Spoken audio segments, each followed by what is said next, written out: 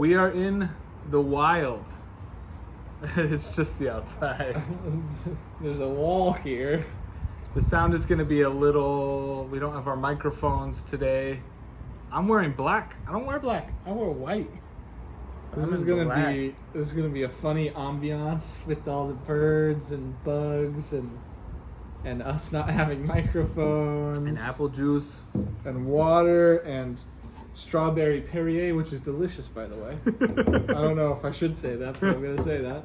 No, that's fine. You say what you want. Just also not sponsored. Whatever that is also delicious. I know what that is. I forget the name. Martinelli's. Martinelli's. That's the real takeaway from this video. Is Martinelli's apple juice is fantastic. Wait, so listen. So this is a review of Tenet.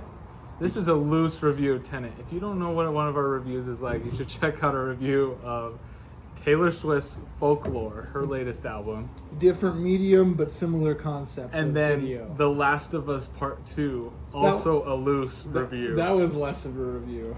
True, that was less of more a of a review. discussion. But that's what's fun, is it's a loose review. I think this might be our most focused review yet.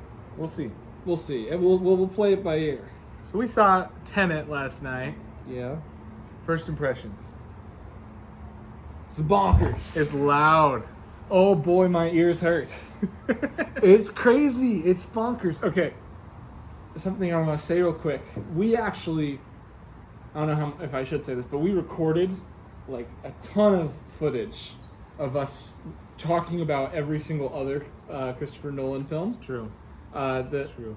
The phone died before we could upload the footage, before the during the recording. But right. Something I want to say is in that recording I mentioned a lot how Inception is kind of like baby's first psychological movie, where like if you're just into Hollywood blockbusters and you've never really messed around with any art films, Inception is not this great grand art film, but it's a great introduction to psychological movies. Right.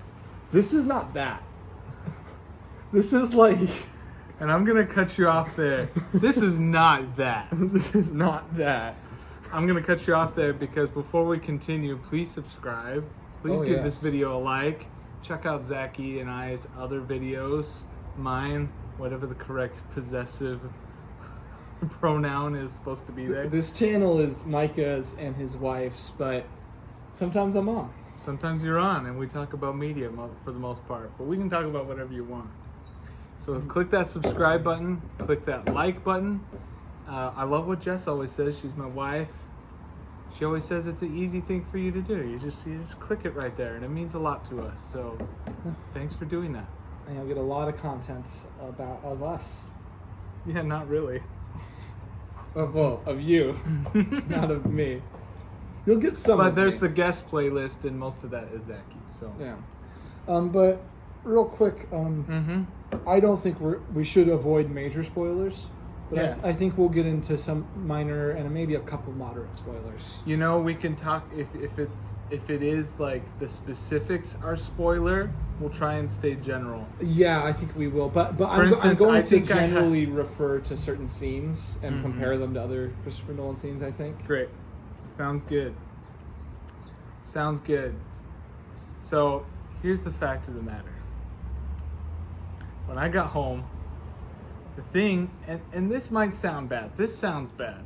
But trust me, this is a good explanation of how I felt about Tenet. Yeah. I got back, and the first thing I told my wife, because she didn't come, was Dune is going to be the best movie ever made. And I was almost crying. I cried. I literally cried in the theater. When the Dune trailer plays? Yeah, they have a Dune teaser, and it's going to come out, I think, on the 9th. So coming up here real soon that you'll get to see it. But gosh, I was crying. It was so good. You were crying? Yeah, I literally was crying. I wasn't crying. The best thing that I got out of this movie was that the teaser for Dune. Wow. Well, like I read something where they said, "Hey, this is going to be like Star Wars when it first came out, mixed with Lord of the Rings when it first came out." And after seeing that, I get it now. I get it. Let's and maybe we'll talk about Dune when that comes out. I mean, maybe we'll see. The point I'm making though is that That's the best thing I can say. So you soured bad. a little bit. It sounds bad, but that's...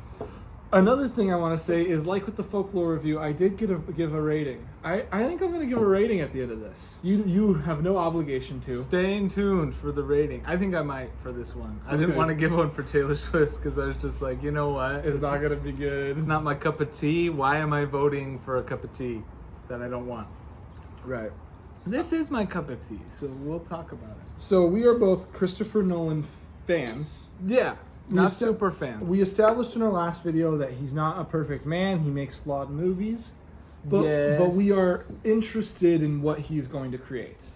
And what we talked about, and I think this is really important to mention again in this video, is that Christopher Nolan he's a genius.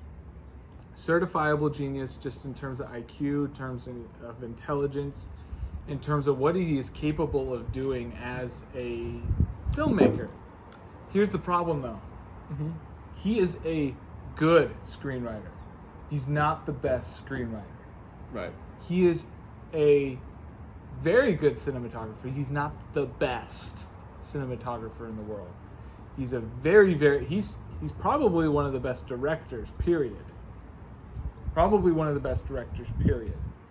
But screenwriting, producing, editing, sound editing, I wouldn't put this man in the top 10, maybe even. Or this might be controversial, but honestly, I think his casting could use a little work. We can talk about that. Sure. Sure. But so let's talk about Tenet specifically. Sound editing, horrendous. So okay, let's establish this.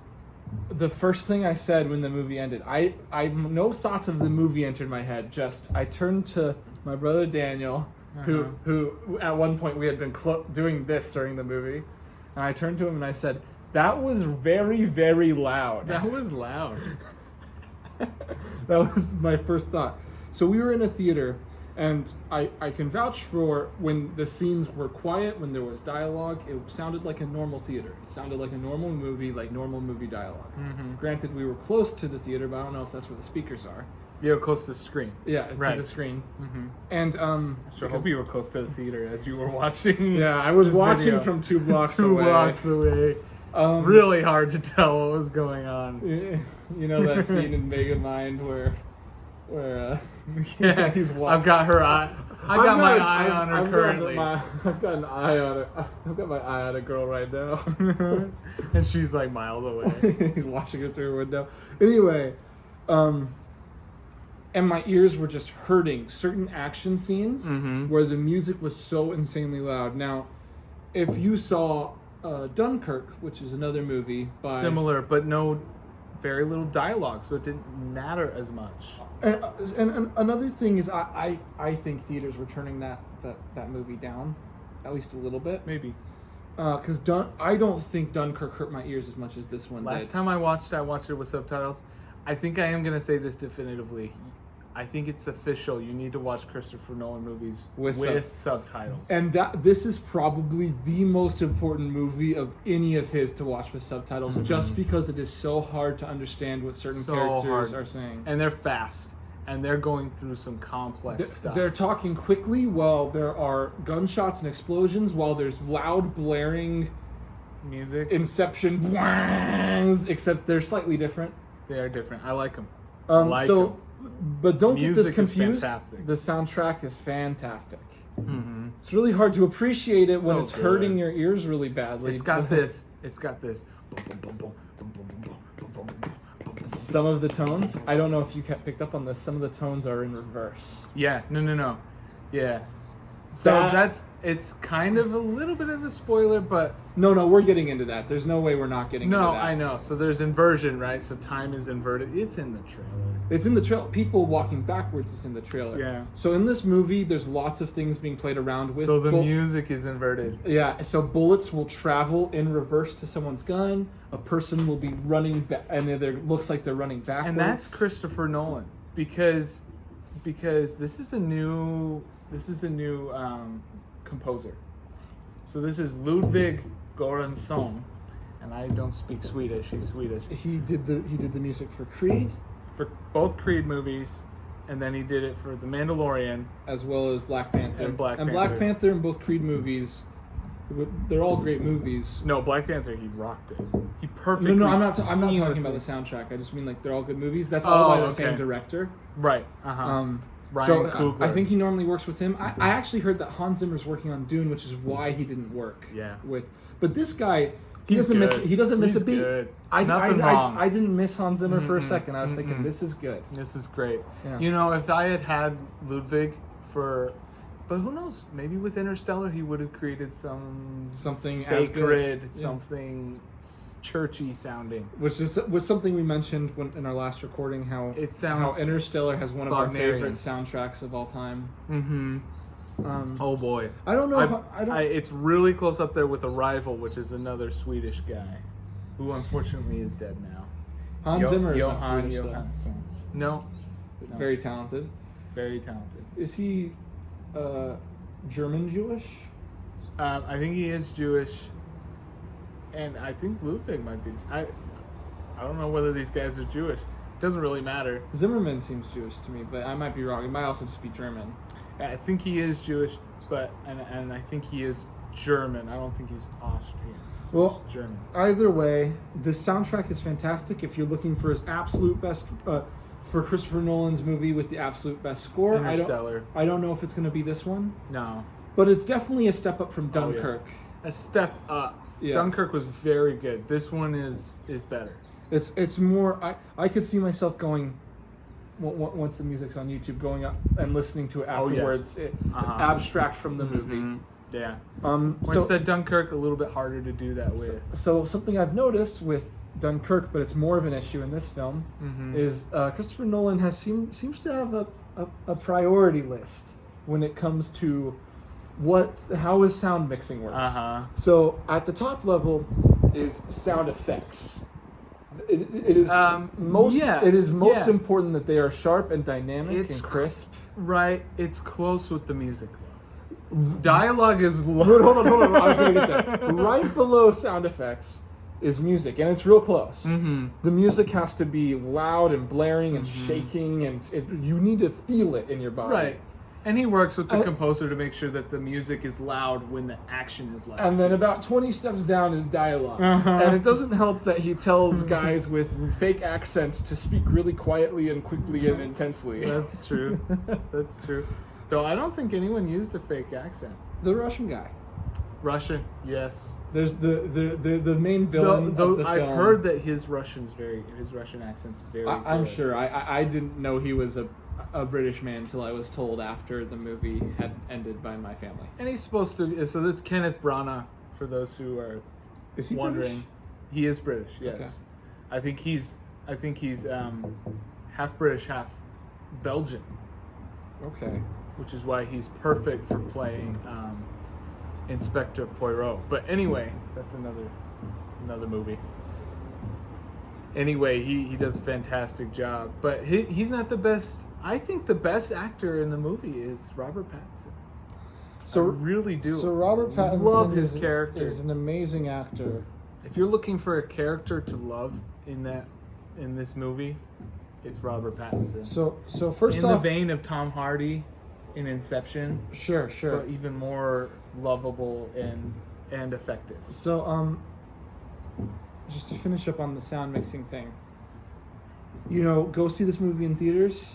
It's gonna be unless you have problems with loud noises, you should not see this movie in theaters. Correct. But if you don't, go ahead and see this movie in theaters. But when you get the chance to watch it at home, watch it with subtitles. So I read some reviews, and I was just like, you know what?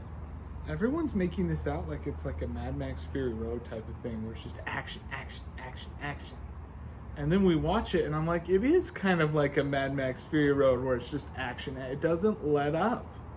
It's Right. just there's a few, like, some people were really annoyed with the exposition in it, but I actually felt like it was pretty cut and dry exposition. There was the exposition didn't flow seamlessly with the rest of the movie, I felt. We talked about The Dark Knight, how there's a scene in The Dark Knight and we mentioned it a ton then, so Micah and I are going to be tired of saying this, but there's a scene in The Dark Knight where they're establishing that the mafia controls the city, and a policeman goes and talks to the head of the mafia. Yeah. The heads. Multiple heads. They're having lunch. And they know he's a policeman. He knows there's the heads of the mafia. It's broad daylight, and he can't do a thing about it. Can't arrest them. And that's a great way to show what's happening in the city. Mm-hmm. And it feels integrated. Yeah, it does. I feel like the expositionary scenes in this exposition, in this movie did not feel very integrated. Like there would be an action scene to get to an important character that you want to talk to, and then it was a talking scene with them where all the tension was pulled out. And I can think of like maybe 2 or 3 instances where that happened. I like the give and take of it. I really did. You did? Yeah. I mean, it's nice. It's nice to have reprieve from the insane action and loud noises. Right. And a lot of people had a problem with Interstellar being this so straightforward exposition. It's like, why did I need a physics lesson? You know, I'm not getting a degree in physics. Why am I getting this explanation about wormholes and how they're 3-dimensional spheres, 3-dimensional holes? It's like, I didn't ask for that. But then you have this movie, and there's a lot of confusion, and now people are like, I'm really confused. I didn't like the too much exposition with Interstellar, and this is too little. Yeah, so that's something we should also say. So I mentioned at the beginning that this is not Baby's first psychological film. Right. Because it is so insanely confusing for about an hour. Mm-hmm. You know, Christopher Nolan has done this before. He leaves a little trail for you to follow and then rewatch the movie with. He did that with Interstellar. He did that with Inception. Yeah. Dunkirk. Yeah. In this movie, it's that to its absolute extreme. Without any give and take. So in Inception, you have a very natural progression of you don't know these things, but you have a good sense of the plot he wants you to see. Right. There's no general confusion per se. That's what Ariadne is supposed to be. Right. Ariadne is supposed to be this character that's you asking the questions. Hey, what's going on with this? What's going on with this? And then there's that explanation. And in this, it kind of felt like our main character was kind of that. Mm-mm. Who else would it be? It was there wasn't one. Exactly. The main character already knows a lot of things at the very beginning of the movie. Correct. And it just jumps in. Yeah, it jumps in. Things happen that make no sense with no reprieve, and you get a hard grasp on the story. And then there's an expositionary scene about 20-30 minutes in where they give you a very loose outline, but then it just keeps getting more and more complicated without giving you much to hold on to, I felt. Mm-hmm. I think it made it a very stressful first watch. I think so too. It'd be great to watch it with subtitles. On a second watch with subtitles, I feel like could be a lot of fun. And without the music murdering my ears. So, Christopher Nolan has always had pretty darn good composers working with him. That's still the case. He's having, honestly, when Hans Zimmer started working with Christopher Nolan, it did feel like he was just going through the motions. Because he had made more impressive movies by that time. Yeah, Gladiator was very, very impressive. Did he do Lion King? No. Why do I think he did Lion King? What else did he might have done? He might have done the new one. He didn't do the new one. But he did not do Lion King. You continue with your point, though. But my point is that, so you're looking at composition. Very good composition. Christopher Nolan across his... He did do the Lion King. Oh, wow. And he did Rain Man. I don't remember Rain Man. Across his oeuvre, his body of work, you can go, hey, he's got good stuff. And then Interstellar is probably one of the best, if not the best, scores ever created. Right. So here you have Tenet, and Tenet is a very good composition. So that's not a problem. You like a good soundtrack for your movie? You got it. You like action? This is some of the best action. We should get into that later. because I think. Well, I just like taking it point by point. Sure, I'm sure. just gonna go. Sure, I want to do a quick. Then let me say this. Mm-hmm. There are scenes where there are characters moving forward and characters in reverse and interacting with each other, coordinating with each other, doing insane things. Yeah. And it's a visual treat. In my opinion, I love some of the shots in Dunkirk, and I love some of the shots in Interstellar. This is his most visually pleasing movie. Yeah, it's at least there's a lot of stuff, and it's not in aesthetic, in action. Yeah. The most satisfying action I may have ever seen in a movie. It's absolutely insane. Satisfying. It's Which very is crazy after the hallway spinning in Inception. Yeah, there's another That's hallway incredible. fight scene in this movie that I think is on par with that. I think it is, because the hallway scene in Inception, you're so distracted by the thing twisting that if you watch it now, you realize the punches aren't landing, nothing's landing. But that first time you watch it, you're still like, that's crazy. You're still like, whoa, he punched him! He punched him! And the finish where the gun, he does like an Obi-Wan Kenobi, where he just barely shoots him, and then he looks at the gun and just throws it away. And he's like, just throws it away. It's like, that's the craziest thing I've ever done. Yeah. And he has no idea what's happening on the outside to be causing it, but he's just all business. So conceptually, once again, you're talking about a director whose screenwriting chops are not lesser because of the concept. The concept is king. Especially in this movie. And the specifics are perfectly thought out. He's not like the kind of guy that's like, okay, now we're going to have the world spin in reverse. It's like, what happens when the world spins in reverse? What changes with visual things that you're seeing now? This changes everything. This isn't like a comic book. This isn't Flash going backwards in time using a funky concept that doesn't really work. No, it's very real in front of your face, trying to show. There's a scene where for the first time we're going to be seeing everything in reverse. I don't know if this is that big of a spoiler. You have to expect that's gonna happen in this movie, right? And I turned towards Micah, and you remember me saying this to you. I'm like, is this about to be the craziest scene in any movie ever? And I won't go that far after the fact, but it was bonkers. Yeah, it was good. It's good because it's not something you've seen. You're just seeing stuff you don't see. Raw, unfiltered creativity. I think like grounded creativity in our world. Right. Messing with your head. It's kind of like Inception. The first time people saw the buildings collapse on each other, everyone talks about how iconic and crazy that scene was. Or Ariadne making the bridge with the mirrors. It's like that. For the first time I watched it. But even more impressive, actually. Yeah. It's more impressive. It's unbelievable. People make decisions forward and backward in time. And I will say this is a concept over plot and plot over characters movie. I think so too. I actually don't think it's as much of a character hit as some of his other movies. You mean like Dunkirk? Where's the character? Nowhere.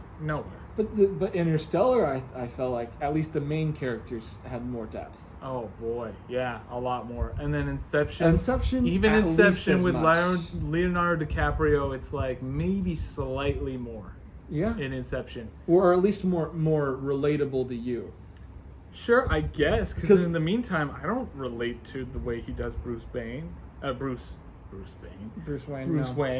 I'm like, I understand what might lead someone to do that. That it's reasonable. Right. But no, I'm not feeling the emotional points. Although Bruce Wayne and all those characters cheat because they get to ride in on a previously established property. True, but he attaches it. His movies have a realism that's about him attaching them to the physical world, to physics, to real objects. So this movie's already quite long. Yeah. And I'm sitting here thinking, I wish there was more character. Not with there are two characters in particular I think had enough. The bad guy and his wife. I think they had enough. I needed more for the main character. The main character. I needed more for him. And Robert Pattinson as the supporting. You know what? I think Robert Pattinson, they could have played it off the way they did. Yeah, they could have made it. There's a big spoiler that we won't get into, but it basically kind of explains some of this. He's got more character than the main character. Yeah, he really does. Well, and he just oozes character personality-wise. The main character, I don't know if you saw Robert Pattinson rocked. I don't know if you saw Black Klansman. I didn't. That's also this actor. What's his name? John David Washington. Denzel Washington's son. Mm-hmm. I always say that. Mm-hmm. He's actually a fantastic actor, at least from what I've seen. He does a great job. And in Black Klansman, he just oozes charm and personality and kind of like his own interesting idiosyncrasy. Is that what it's called when people have their own unique like things? Sure. In this movie, I didn't get any of that. Oh, really? He's a straight to the point, forward, self-insert character. There at the very end, it felt slightly redeemed, but I would have still preferred to see more of him actually doing it. Yeah, actually doing it. Actually being redeemed. That's Also, just like, oh, here I am. I'm redeemed. And it's like, oh. He has it seems like he might have the strongest moral code of anyone in the movie. Except for Robert Pattinson. I mean, we can talk about that. Sure. But at least it seems like he might have the strongest moral code, and you're not 100% sure why. Right. And maybe it would have been good for him to have a scene where he explains why. You're thinking, anyway. You're thinking, oh, he's willing to go so far to hurt this other person to save the world, but not this person, Not this, he's willing to do so much for one person, but then he would end his own life to save the world. There are people like that. Right. Just give us a little explanation why, maybe. Maybe have him talk about his parents or something. Sure. So Christopher Nolan, I think if you were to go, okay, where has he been the absolute best? It is in the sounds themselves. Yeah, it felt like the sounds were recorded like it was for Dunkirk. Editing, forget about it. In fact, I think he used more sounds in this movie than Dunkirk. Yeah? I think overall, yeah. Just faster shooting weapons. Or use similar sounds. Yeah. So no, the guns had modern sounding. You're right. Dunkirk was very clearly World War II guns. Yeah. Yeah, and this was like yeah, do do do do do do do do. Yeah. The pod racer noise. Do do do do do do do. Yeah, so the special effects are top notch. Maybe the best in any movie. It's so maybe in any movie seamless. Ever. Yeah. This is a treat to watch visually. Mm-hmm. If you forgot about all the story, everything, just looked at what was happening on the screen, it's gorgeous. Mm-hmm. And I think we might be able to go home and mess around with our own TVs and make it sound good. Maybe put some subtitles on. Maybe, yeah. And then this might be and then watch it for the second time once you have an idea of what's going on. Mm-hmm. This might be an absolute masterpiece. I think it is. I have a really hard time saying that. It was just so stressful. Because the sound editing's not that great. The editing is a little weird. Those are his bad parts. But the visuals, wow. Yeah. And the concept. And then realizing the concept in visuals, best you can get. Also, I will say, I am not someone who is hyper aware of quantum theories. I like to read up on them, but I don't know. I don't study them or know a lot about them. They avoided quantum theory pretty much. Well, at least in terms of how time travel works, they bring up. So they in the movie bring up several different points where they're like, "What happens if this happens?" And then one of the characters is like, "I literally don't know." Mm-hmm. Either could happen as far as I'm concerned. Mm-hmm. And they're making decisions based on the worst possible outcomes that could be happening. I'd be interested to see what other people who know about that stuff, the consistency of time travel plots, whether they find inconsistencies with it, because I don't know enough to even begin to claim that. Oh, I think everyone can find inconsistencies with every time travel set. People talk about this one movie called, I think it was 13 Monkeys or whatever it's called. There's a movie, and everyone says that's the best time travel movie because it's consistent. Huh. And then obviously... it appears this one's consistent. They just don't know what the final rules are. And we've talked about how people who know what they're doing have disassembled BioShock Infinite, like Plot Point, which is a video game that has time travel heavily influencing it, like plot point by plot point, and said this is just incorrect by its own statements of time travel. Right, but that's kind of the point. Well, whatever. We don't have to talk about BioShock Infinite. No, we don't. But if you're someone who's bothered by time travel, I think you'll be a little bothered by this movie. Maybe. Yeah. I think it's pretty consistent. I will say it handles it more literally, and I like that.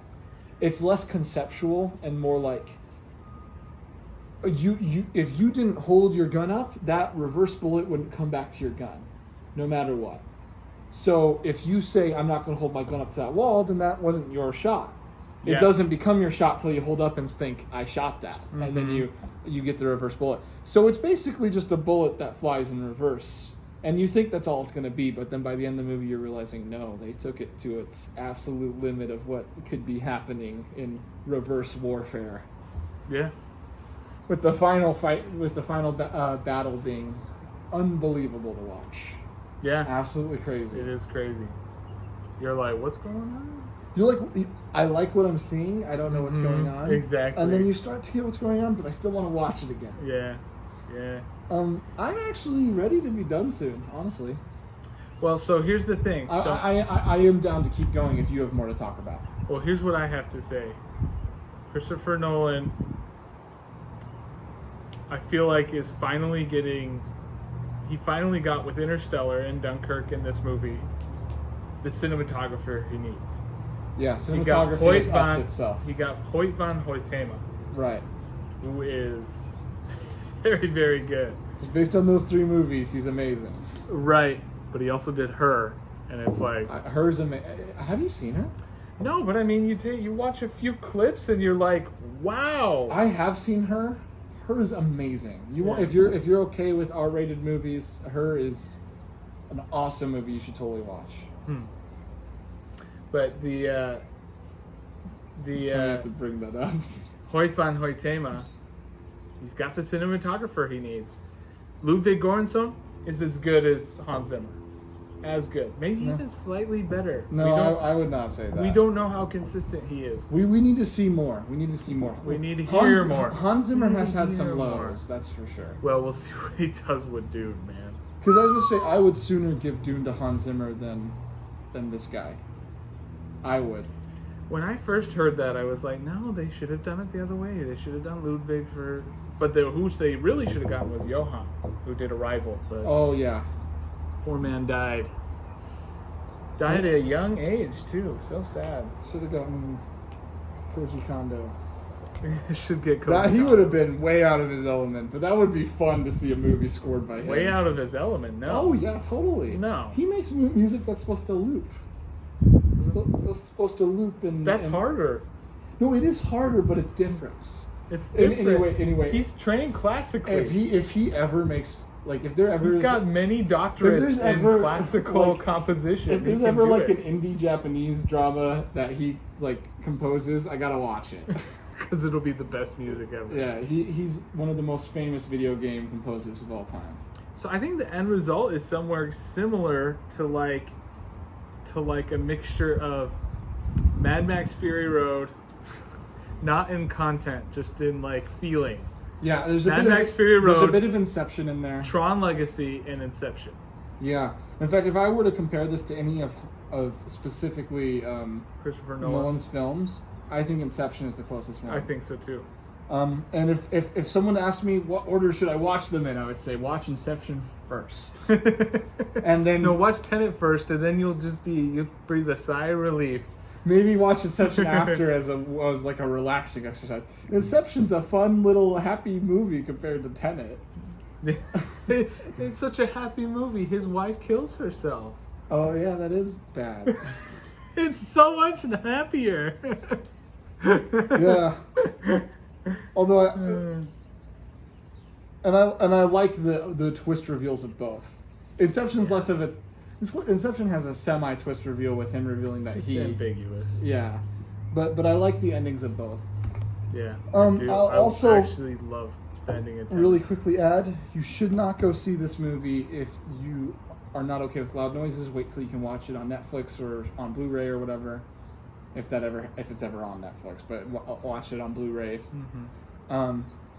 Another thing is this movie has several scenes that are quite very little gore. Very little gore in this movie. This is Dark Knight level of PG-13. This is not. There are scenes that are darker than Dark Knight in terms of interpersonal interactions. Sure. I mean, the one part where he says tryouts, where Joker says tryouts. That is a pretty. That's about as dark as you can get. But there's a scene where the bad guy is confronting his wife. Yeah. That is unbelievably hard to watch. It's very uncomfortable and dark. Yeah, and that gets into a whole nother conversation about. But it doesn't make the movie worse in my head, because in fact, if anything, it's important to establish how evil this guy is. Well, and how serious he is about what he wants and how stubborn he is. Yeah. So yeah. So what's your rating?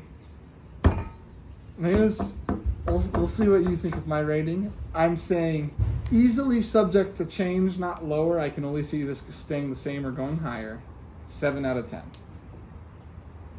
I'm cool with that. And for context, a movie like The Dark Knight, my favorite Christopher Nolan film, would probably get an 8 out of 10. Yeah, I think this one for me is an 8. It's an 8. Mm-hmm. And I am gonna say it. I think it is the blockbuster to save theaters. I really do. It's so good. When we went to the theater, we were told that pretty much everything was sold out. That's true. Which is exciting. I mean, maybe not exciting for the current situation we're in, but it's exciting for limited this movie. Showings, not many people in there. Yeah. There were like 25 people. Well, and they made sure people were spaced properly. But so maybe being sold out's not that impressive then. But the point is that they're making the money, at least it seemed to me, that they needed to be making. Hopefully, so that they can stay in business. I really enjoyed it. I think people are going to say, well, the character development's not very good.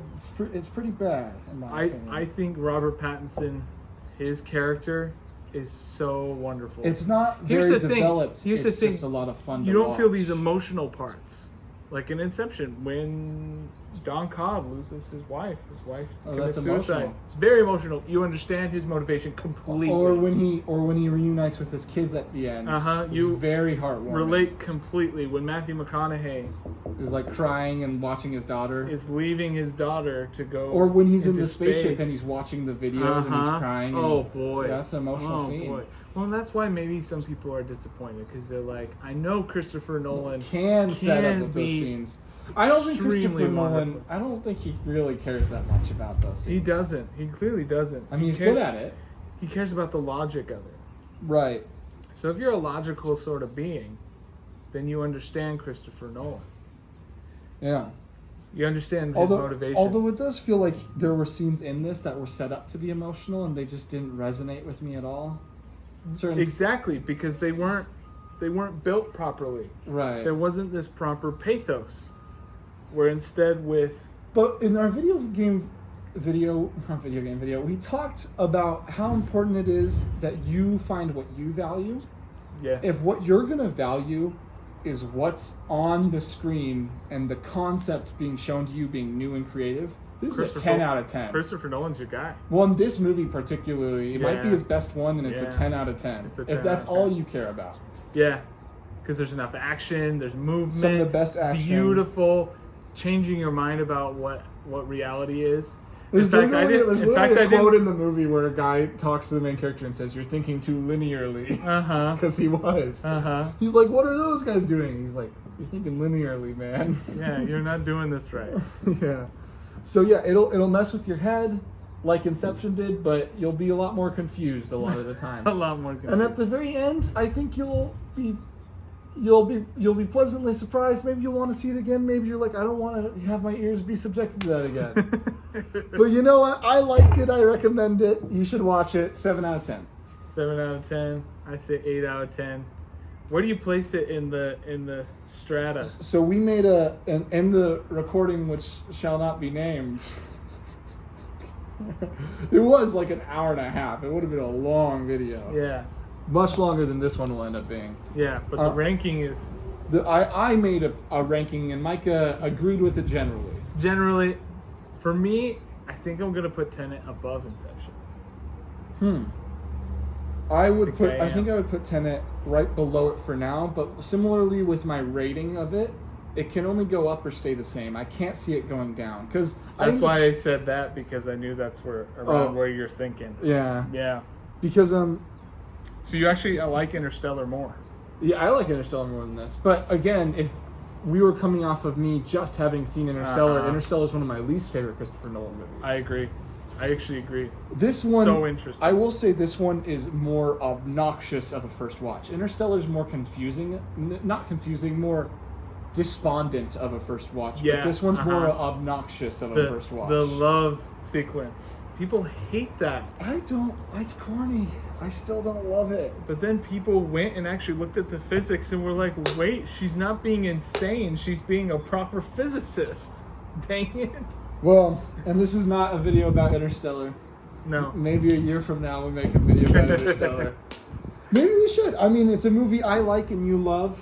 And again, I think we'll be keeping our eyes on Christopher Nolan. I imagine whatever he'll make will have some redeeming value no matter what. And that's one of the things that we said in the other video, and this is maybe the last thing I want to say, is Tenet is not changing my mind about the fact that I used to have very, very high opinion of Christopher Nolan. I still do, but it's gone down a little bit.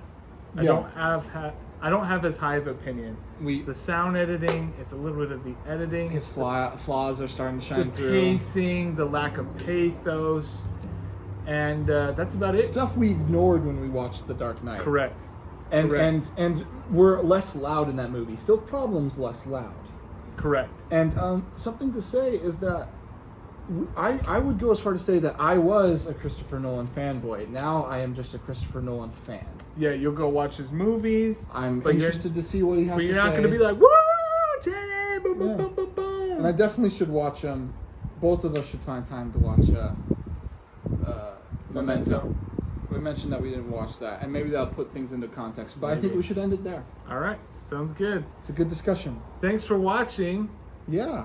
And don't forget to check out our video on Taylor Swift's Folklore. Don't be a stranger. If you're a Swiftie, if you're not a Swiftie, I'm not a Swiftie by any stretch of the imagination. I am totally a Swiftie. Or go check out the Last of Us Part 2 video. Uh-huh. I am also not an The Last of Us Part 2 kind of guy. He's not The Last of Us Part 2-y. There you go. But I feel like we do a pretty good job of analyzing both of those things and putting them in their context. I will say The Last of Us Part 2 is less of a review and more of a general discussion. Maybe next time we need to do a book. Yeah, that'd be fun. And then do a... Maybe once Dune comes out, we can do the book. We can review the book in context of the movie. Like adaptation. How this was in context of his other films. Yeah, I like that. Well, yeah, we should end it there. Thanks for watching. Yeah, thank you. Bye.